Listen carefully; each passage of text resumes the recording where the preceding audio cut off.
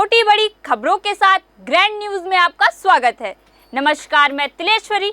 आगे बढ़ने से पहले आइए देखते हैं आज की हेडलाइंस। ऐतिहासिक बस्तर दशहरा का भीतर रैनी बाहर रैनी रथ यात्रा रस्म संपन्न।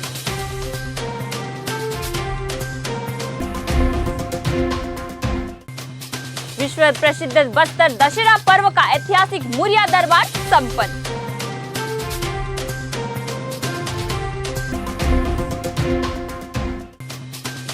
प्रदेश कांग्रेस अध्यक्ष व चित्रकूट विधानसभा प्रत्याशी दीपक बैज का धुआंधार जनसंपर्क जारी।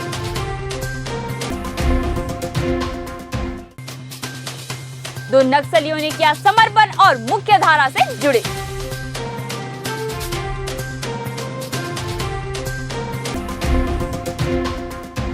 अब खबरें विस्तार से। विश्व प्रसिद्ध दशहरा पर्व का विशेष आकर्षण 8 चक्कों का विशालकाय रथ परिक्रमा भीतर रैनी बाहर रैनी रथ यात्रा संपन्न हुई।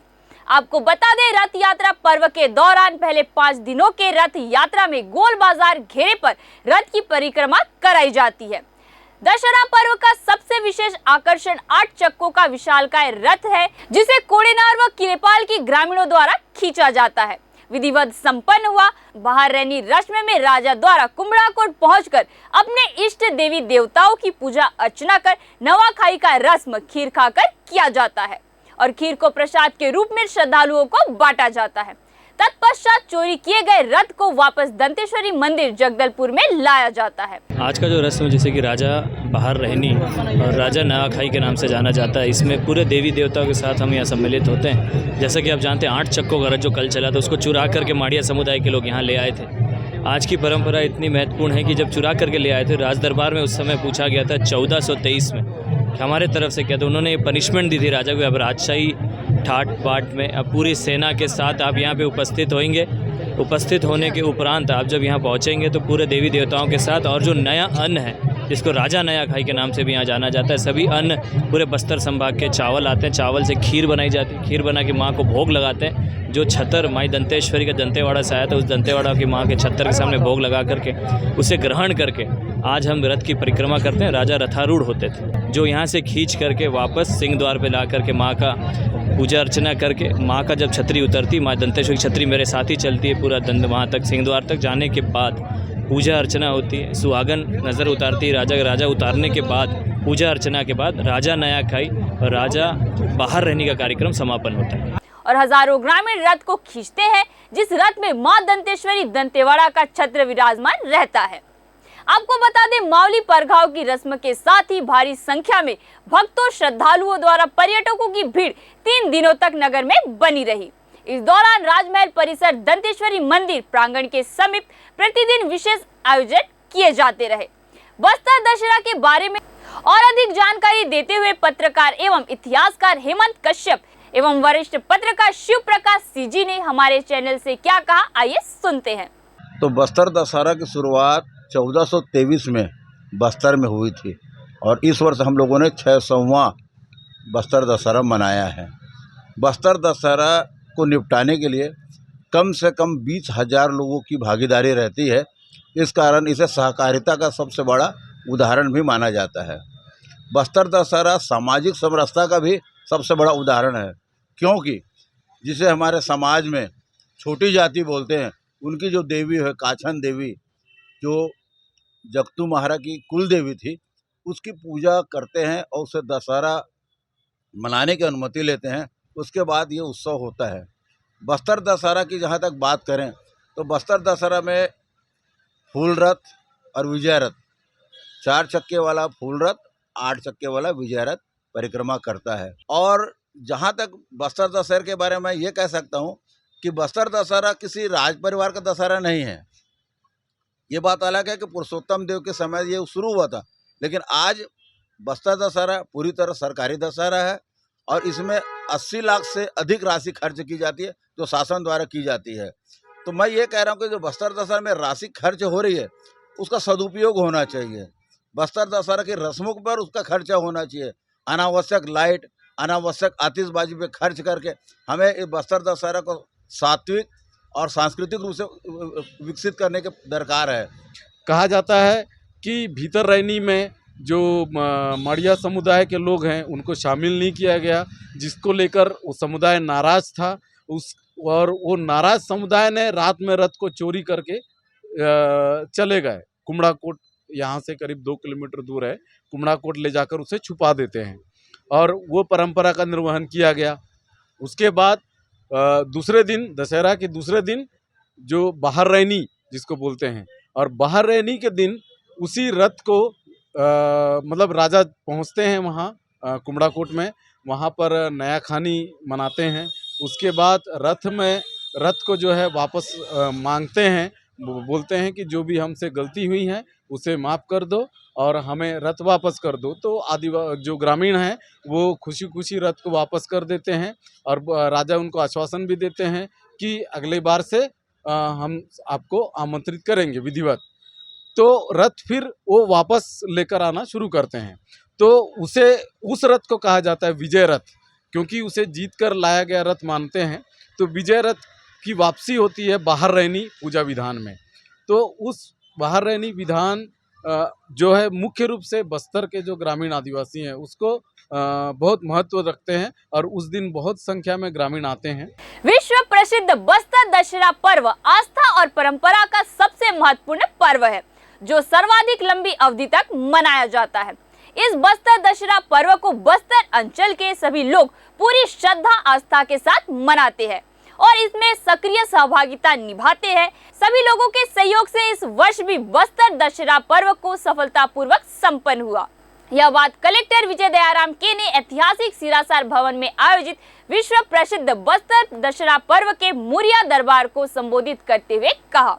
उन्होंने बस्तर दशहरा पर्व के ऐतिहासिक मुरिया दरबार में सम्मिलित होने पर खुशी व्यक्त करते हुए इसे एक अनोखी गतिविधि निरूपित किया। वही बस्तर दशहरा पर्व में सहयोग प्रदान करने के लिए सभी लोगों के प्रति आभार जताया।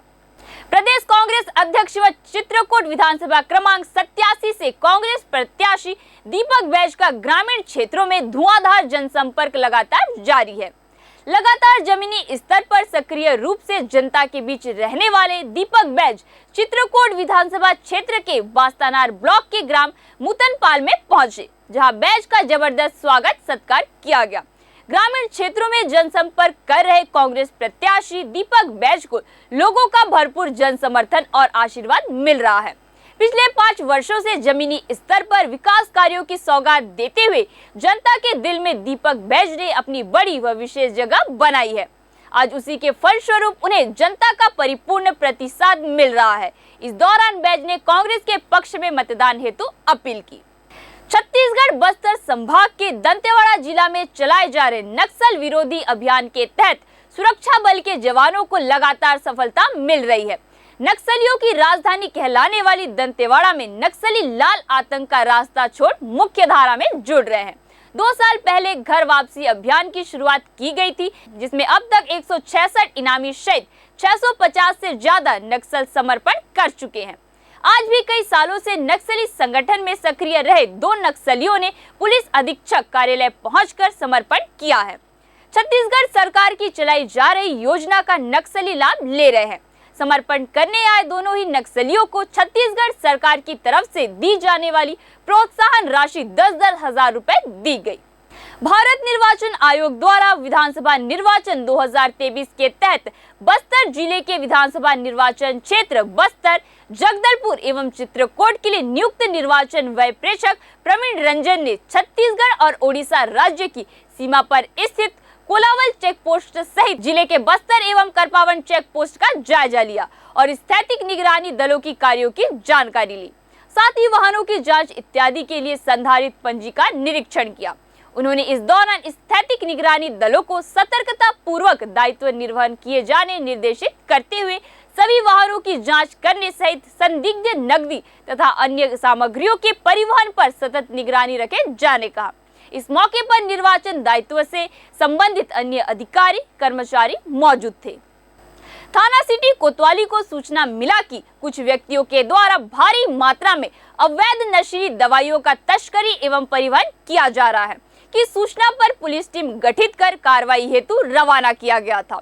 उक्त टीम के द्वारा आसना NH30 मार्ग पर चेक पॉइंट लगाकर चेक कर रहे थे कि चेकिंग के दौरान एक कार में सवार 3 व्यक्ति मिले, जिनसे नाम पता पूछने पर अपना नाम विकास कश्यप, अनिकेत शिवहरे, मयंक जैन सभी आरोपी निवासी जगदलपुर का होना बताया। कार में 600 नग अवैध नशीली दवा, कुल कीमत 1,20,000 रुपए मिला, जिसके संयुक्त आधिपत्य में रखे नशीली दवाई सिरप, 2 नग वीवो कंपनी का मोबाइल, 1 नग रेडमी कंपनी का मोबाइल एवं कार को बरामद कर मौके पर विधिवत जब्त किया गया। आरोपी का कृत्य धारा 21-29 NDPS एक्ट का पाए जाने से आरोपियों को विधिवत गिरफ्तार कर न्यायिक रिमांड हेतु माननीय न्यायालय भेजा गया। बस्तर पुलिस लगातार अवैध नशीली सिरप दवाई को खिलाफ कार्रवाई कर रही है। इसी क्रम में कल थाना कोतवाली को एक सफलता मिली है, जिसमें 3 आरोपी अनिकेत शिवहरे, मयंक नाटा, विकास कश्यप उर्फ गुरुजी के संयुक्त कब्जे से 600 नग अवैध कोडीन युक्त नशीली सिरप बरामद करने में सफलता मिली है। इस पर थाना कोतवाली अंतर्गत धारा 21 NDPS एक्ट के अंतर्गत अपराध पंजीबद्ध कर विवेचना में लिया गया है। ये विकास कश्यप उर्फ गुरुजी वही व्यक्ति है जिसका अनीश जैन वाला जो ग्रुप पकड़ाया था उसमें भी इसका नाम आया था और उसमें से फरार भी चल रहा था और लगातार नशीली अवैध सिरप के विक्रय और परिवहन में संलिप्त है। इनसे पूछताछ में ये भी सामने आया है कि ये लोग अनीस, निक्की जैन और सम्यक नाटा के ग्रुप के ही ये सदस्य हैं, जो लगातार शहर में अवैध नशीली सिरप और कैप्सूल्स की सप्लाई कर रहे थे। सर, लगातार ये ऑलरेडी एक बड़ा सरगना ही था। साथ ही साथ हम देख रहे हैं कि कौन सा कुरियर और कौन सी बाहर की कंपनी है जो इनको थोक मात्रा में पैकेट दर पैकेट अवैध नशीली सिरप और कैप्सूल का सप्लाई कर रही है। हम वहां तक भी पहुंचेंगे और उनको भी जल्द से जल्द गिरफ्तार करके माननीय न्यायालय के समक्ष पेश करेंगे। उप पुलिस महानिरीक्षक एवं वरिष्ठ पुलिस अधीक्षक जितेंद्र सिंह मीणा के निर्देश पर बस्तर पुलिस द्वारा शहर में सुगम यातायात व्यवस्था बनाए रखने चालानी कार्रवाई की जा रही है।